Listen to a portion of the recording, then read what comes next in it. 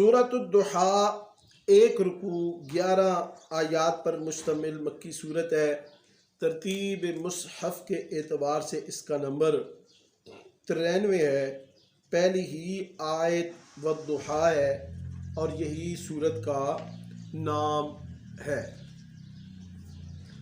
اللہ رب العزت نے اس صورت میں اپنے حبیب صلی اللہ علیہ وسلم کی نعت تعریف بیان کی۔ فرمایا والضحیٰ واللیل اذا سجا ما ودعک ربک وما قلا وللآخرۃ خیر لک من الاولی ولسوف یعطیک ربک فترضی۔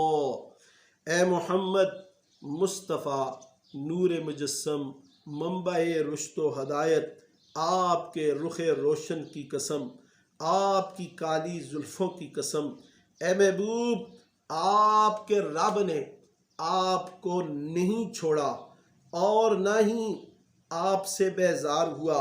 وَلَلْآخِرَةُ خَيْرٌ لَكَ مِنَ الْأُولَىٰ۔ اے حبیب آپ کا ہر آنے والا لمحہ پہلے سے بہتر ہوگا۔ آپ کو آپ کا رب اتنا دے گا کہ آپ راضی ہو جائیں گے۔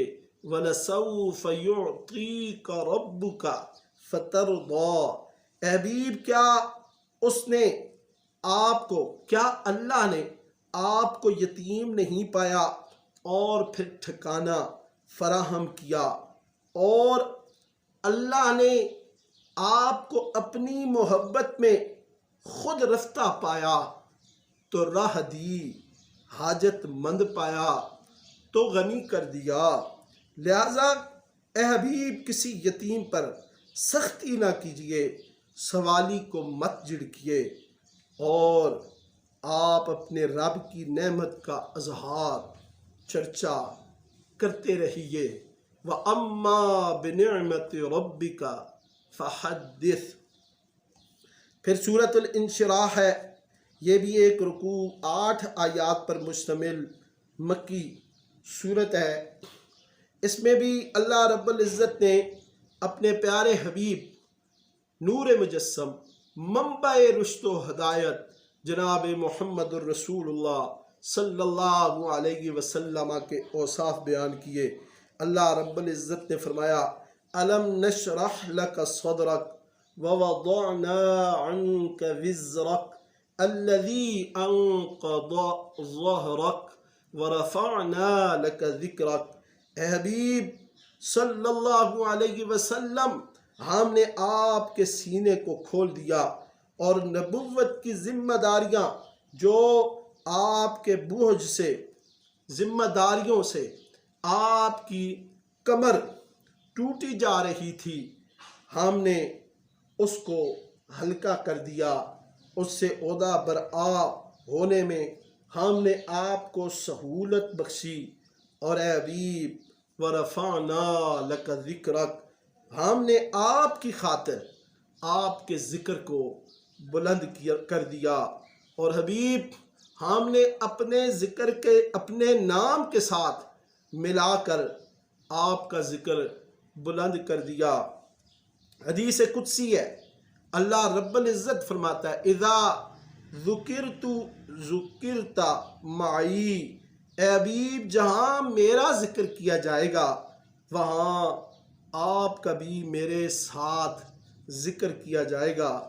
اذان ہو، اقامت ہو، نماز ہو، خطبہ ہو، کلمہ ہو، جہاں اللہ کا ذکر وہیں رسول اللہ کا ذکر۔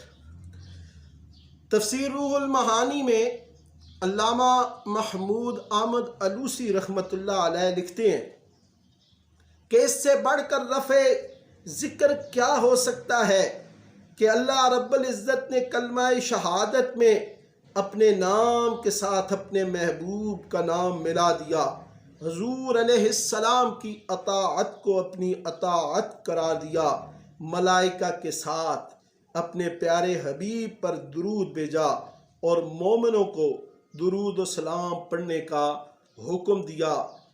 ان اللہ و ملائکتہ یصلون علی النبی، یا ایھا الذین آمنوا صلو علیہ وسلموا تسلیما۔ اور جب بھی اللہ رب العزت نے اپنے حبیب سے خطاب کیا تو معزز القاب سے خطاب کیا۔ کبھی فرمایا یاسین، کبھی فرمایا یا ایھا المزمل، کبھی فرمایا یا ایھا المدثر، کبھی فرمایا یا ایھا النبی، کبھی فرمایا یا ایھا الرسول۔ یہ انتہائی معزز اور مکرم ناموں سے خطاب فرمایا، اور پہلے آسمانی صحیفوں میں آپ علیہ السلام کا میرے رب نے ذکر خیر فرمایا۔ تمام انبیاء اور ان کی امتوں سے وعدہ لیا کہ وہ آپ پر ایمان لے آئیں گے۔ وَإِذْ أَخَذَ اللَّهُ مِيثَاقَ النَّبِيِّينَ لَمَا آتَيْتُكُم مِّن كِتَابٍ وَحِكْمَةٍ ثُمَّ جَاءَكُم رَّسُولٌ مُّصَدِّقٌ لِّمَا مَعَكُمْ لَتُؤْمِنُنَّ بِهِ وَلَتَنصُرُنَّهُ۔ آج دنیا کا کوئی بھی ایسا ملک نہیں جہاں روز و شب میں 5 بار اذان ہو۔ اذان میں کلمہ توحید کے ساتھ کلمہ رسالت ضرور پڑھا جاتا ہے، اور یہ اللہ رب العزت نے اپنے حبیب کے ذکر کو بلند کیا۔ جہاں اللہ کی توحید کا ذکر ہو رہا ہے وہاں رسول اللہ کی رسالت کا اعلان بھی ہو رہا ہے۔ آپ صلی اللہ علیہ وسلم کی سیرت پر اپنے بیگانوں نے جتنی کتابیں لکھیں اتنی دنیا کے کسی نبی، کسی مصلح، کسی فاتح، کسی سلطان کے بارے میں نہیں لکھی گئی۔ بے شمار اعلیٰ لوگوں نے حضور علیہ السلام کے ذکر پاک کو بلند کرنے کے لیے جس طرح اپنی زندگیاں وقف کیں، اپنے وسائل قربان کیے، اپنے وسائل وقف کیے، کسی دوسرے کے بارے میں ایسا تصور بھی نہیں کیا جا سکتا۔ اگر آپ ان حالات کو اپنے سامنے رکھیں جن حالات میں یہ آیت نازل ہوئی، وہ ساری دنیا اس وقت مکے والے نبی علیہ السلام کے مخالف تھے۔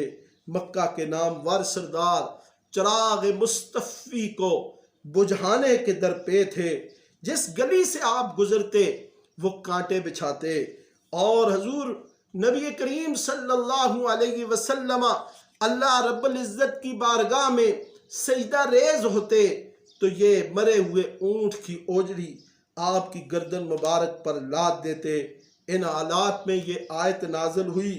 کون یہ تصور کر سکتا تھا کہ ان کا ذکر دنیا کے گوشے گوشے میں بلند ہوگا، ان کے دین کی روشنی سے معذب دنیا کا ایک بہت بڑا علاقہ منور ہوگا، کروڑوں انسان ان کے نام پر جان دینے کو اپنی سعادت دارین سمجھیں گے۔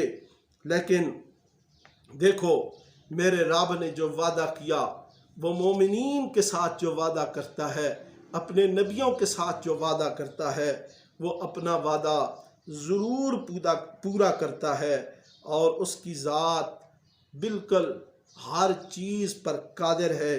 اس ذات نے اپنے حبیب سے جو وعدہ کیا اسے پورا کیا، اور آج پوری دنیا میں اس وقت اسلام غالب ہے، اسلام کی حقیقت غالب ہے، اور قیامت تک ذکر محمدی، دین محمدی کا یہ آفتاب اپنی ذوفشانیاں، اپنی خوشبوئیں، اپنی نورانی کرنیں بکھیرتا رہے گا۔ اور سورۃ الانشراح کے آخر میں اللہ رب العزت نے مکہ مکرمہ کی مشقت و تکالیف سے بھرپور زندگی میں تسلی دیتے ہوئے فرمایا کہ اے حبیب، یہ مصائب اور تکالیف دیر پا نہیں ہیں، تنگی کے بعد ان قریب سہولتوں اور آسانیوں کا دور شروع ہونے والا ہے۔ اپنے فرائض منصبی کی ادائیگی کے بعد اپنے رب کی عبادت اور ریاضت میں لگ جائیں، اور ہر چیز سے بے نیاز ہو کر اپنے رب سے لو لگا دیں۔ فَإِذَا فَرَغْتَ فَانصَبْ وَإِلَىٰ رَبِّكَ فَارْغَب۔